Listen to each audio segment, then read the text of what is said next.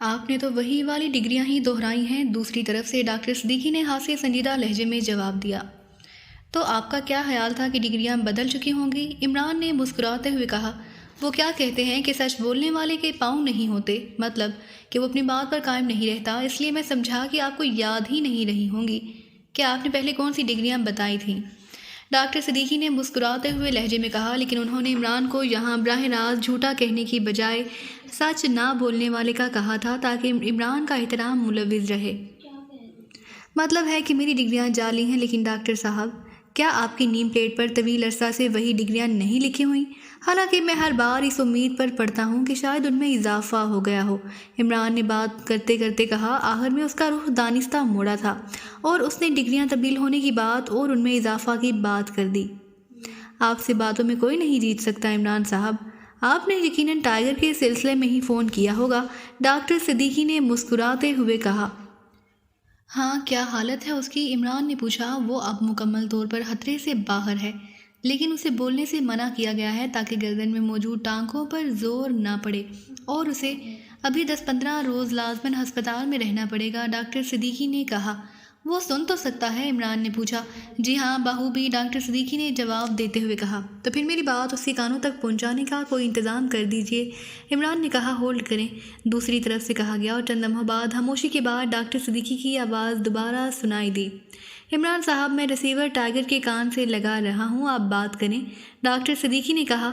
Hello tiger, نئی زندگی مبارک ہو، اللہ تعالیٰ نے تم پر واقعی رحمت کی ہے، بے فکر رہو، تم جلد ٹھیک ہو جاؤ گے۔ میں ایک اہم معاملے میں پھنسا ہوا ہوں، اس لیے فوری طور پر خود نہیں آ سکا۔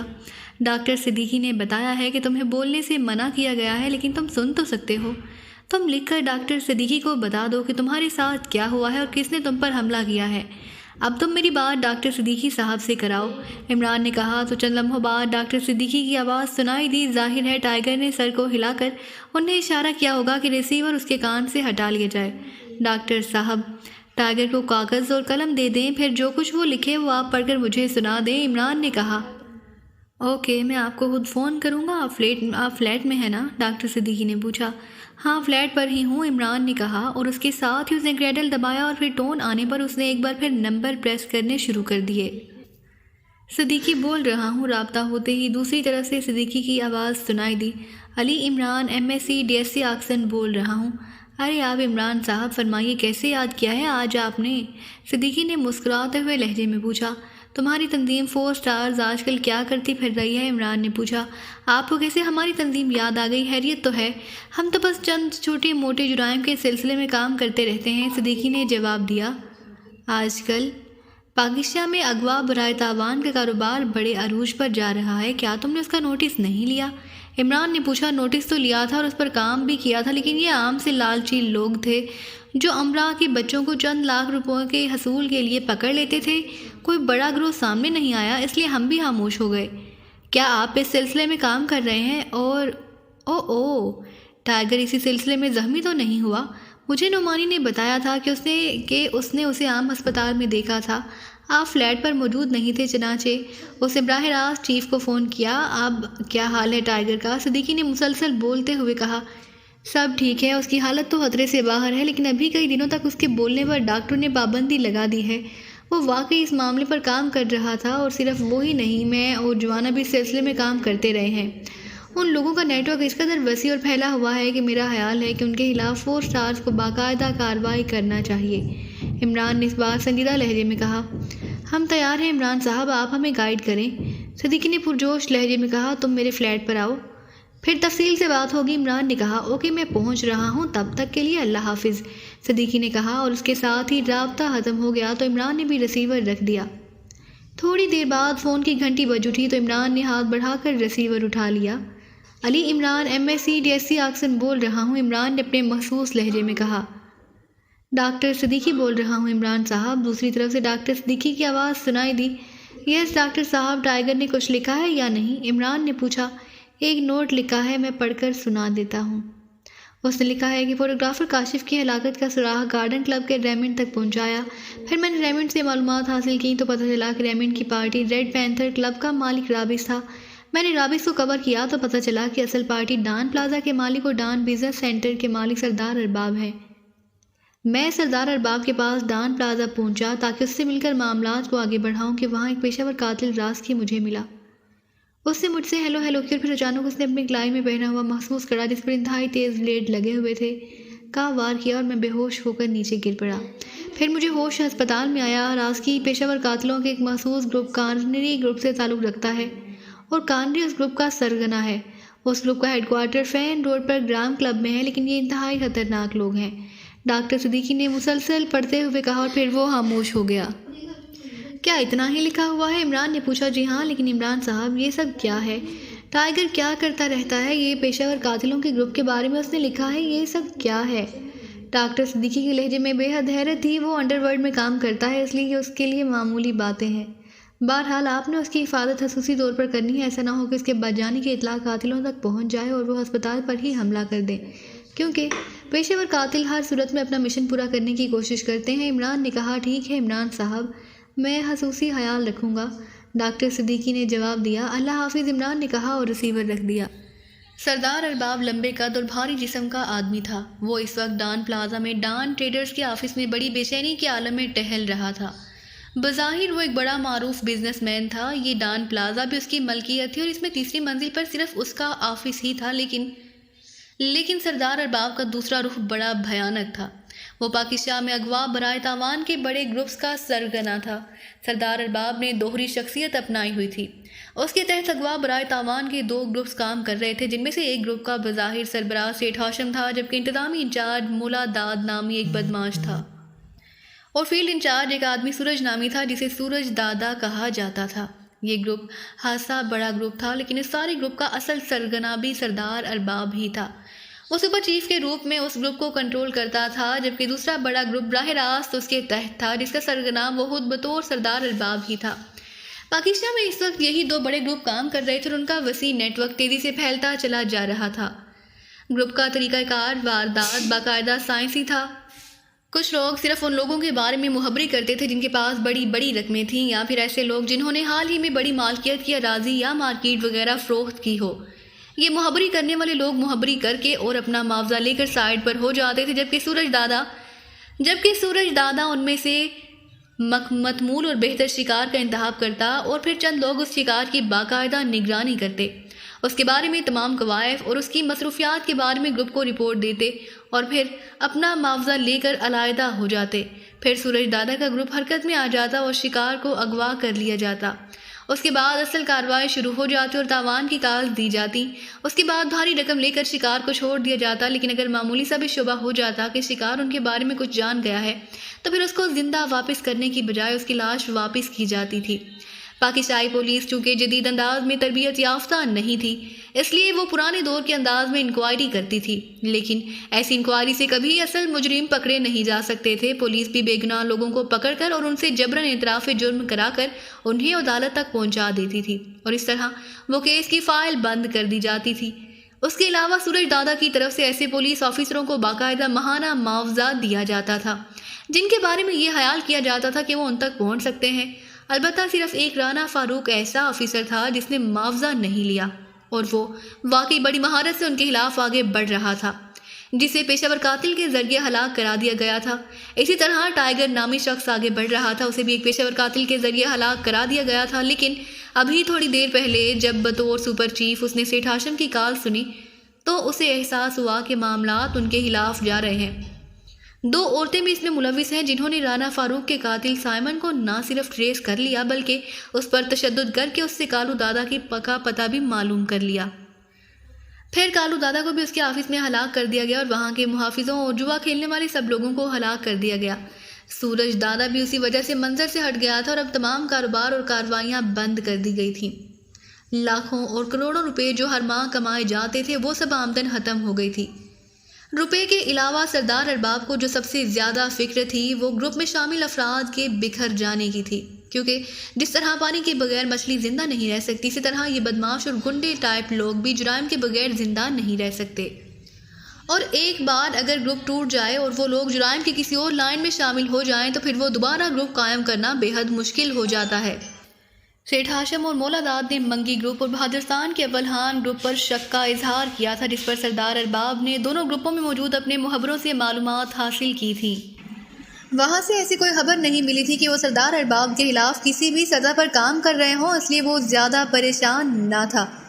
پاکستان میں ایک ٹریسنگ گروپ تھا جس کا سرگنا رابرٹ تھا، اور سردار ارباب نے رابرٹ سے رابطہ کر کے اسے ان عورتوں کے بارے میں معلومات حاصل کرنے کا کہا تھا جنہوں نے ریڈ سٹار ہوٹل میں سائمن پر تشدد کر کے اسے ذہنی طور پر مفلوج کر دیا تھا، اور اس نے رابرٹ کو پیشگی معاوضہ بھی ادا کر دیا تھا، لیکن 2 روز گزر جانے کے باوجود رابرٹ نے ابھی تک اس بارے میں کوئی اطلاع نہ دی تھی، اور جیسے جیسے دن گزرتے جا رہے تھے اسے یوں محسوس ہو رہا تھا جیسے کوئی نامعلوم شکنجہ اسی گردن کے گرد اپنی گرفت مضبوط کرتا جا رہا ہے، اور اب یہ بے چینی اپنے عروج پر پہنچ چکی ہو۔ آخرکار اس نے خود ہی رابرٹ سے رابطہ کرنے کا فیصلہ کیا، اور میز کے پیچھے موجود اونچی پشت کی کرسی پر بیٹھ کر اس نے ریسیور کی طرف ہاتھ بڑھایا ہی تھا کہ فون کی گھنٹی بج اٹھی۔ یس، سردار ارباب نے ریسیور اٹھا کر تیز لہجے میں کہا۔ رابرٹ بول رہا ہوں جناب۔ دوسری طرف سے رابرٹ کی آواز سنائی دی۔ تم کہاں غائب ہو گئے ہو؟ میں تنگ آ کر ابھی تمہیں فون کرنے ہی والا تھا کہ تمہارا فون آ گیا۔ کیا ہوا ہے ان عورتوں کے بارے میں؟ سردار ارباب نے تیز لہجے میں کہا۔ ان میں سے ایک عورت کے بارے میں پتہ چل گیا ہے، اس کا نام نازیہ ہے، اور وہ ایک بڑے اخبار میں بطور کرپشن رپورٹر کام کرتی ہے۔ البتہ اس کی ساتھی عورت کے بارے میں کوئی معلومات نہیں مل سکی۔ اگر آپ نازیہ کو گھیر لیں تو وہ خود ہی اپنی ساتھی عورت کے بارے میں بتا دے گی، رابرٹ نے کہا۔ کیا اس عورت کے بارے میں معلوم ہوا ہے کہ یہی عورت سائمن کے فلیٹ میں گئی تھی؟ سردار ارباب نے پوچھا۔ میں نے ہوٹل ریڈ سٹار میں ان دونوں عورتوں کے بارے میں پوچھ گچھ کی، ان کے حلیے معلوم کیے، پھر ہمارے آدمی ان حلیوں کی عورتوں کو پورے دارالحکومت میں ٹریس کرنے پر لگ گئے، کیونکہ حلیوں اور انداز سے یہ عورتوں گھریلو عورتیں نہیں لگتی تھیں، اور آخرکار ہمارے ایک آدمی نے اس نازیہ کو ایک ہوٹل میں چیک کر لیا۔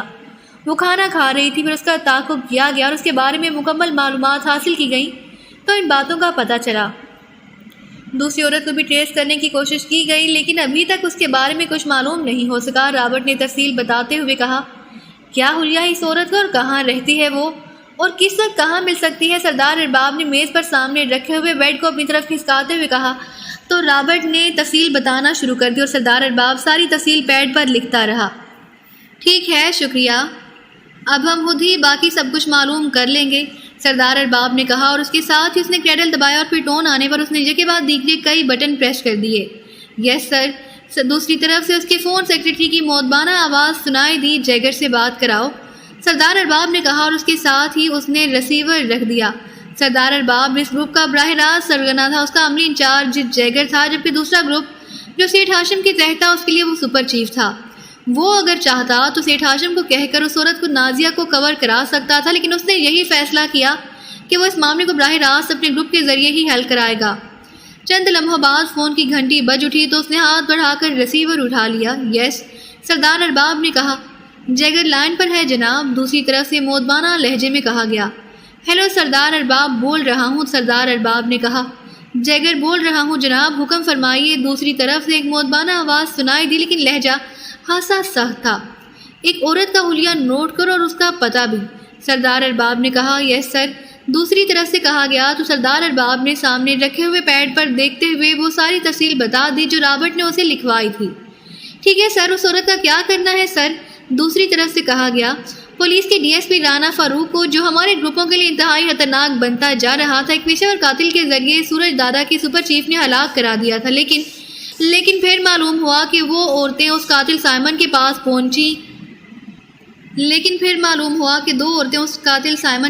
پہنچیں جو ہوٹل ریڈ سٹار میں رہائش پذیر تھا، اور اس پر تشدد کر کے اس سے ٹاسک دینے اور پارٹی کا پتہ معلوم کیا۔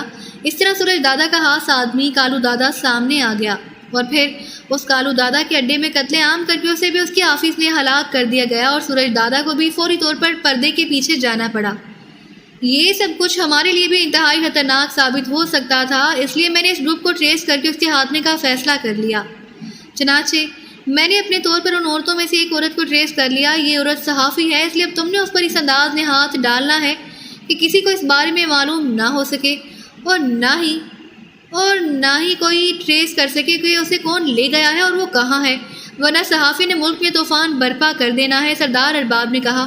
آپ بے فکر رہیں سر، یہ عورت اس طرح غائب کی جائے گی کہ کسی کو صورتحال کا علم نہ ہو سکے گا، لیکن اس کا کرنا کیا ہے؟ کیا اسے ہلاک کرنا ہے اور لاش بھی غائب کرنی ہے؟ جیگر نے پوچھا۔ ہم نے اسے معلومات حاصل کرنی ہے کہ اس کی ساتھی عورت کون تھی، پھر اس عورت کو بھی اغوا کرنا ہے۔ اس کے بعد ان دونوں عورتوں سے اس گروپ کے بارے میں تفصیلی معلومات حاصل کرنی ہے جس کے لیے یہ دونوں عورتیں کام کر رہی ہیں، اور پھر ہم نے اس گروپ کا خاتمہ کرنا ہے۔ سردار ارباب نے کہا، کیا پوچھ گچھ ہم خود کر لیں یا آپ ہمارے کیمپ میں آ کر ان سے پوچھ گچھ کریں گے؟ جیگر نے کہا، یہ سارا کام تم نے کرنا ہے، لیکن ہاتھ پیر بچا کر کسی بھی طرح کسی کو بھی اس بارے میں اطلاع نہیں ملنی چاہیے۔ سردار ارباب نے کہا، آپ بے فکر رہیں سر، جیگر آپ کو مایوس نہیں کرے گا۔ جیگر نے کہا، مجھے ساتھ ساتھ رپورٹ دیتے رہنا، سردار ارباب نے کہا، اور اس کے ساتھ ہی اس نے ریسیور رکھ دیا۔ اب اس کے چہرے پر اطمینان کے تاثرات ابھر آئے تھے کیونکہ اسے جیگر اور اس کے ساتھیوں کی صلاحیتوں پر مکمل اعتماد تھا۔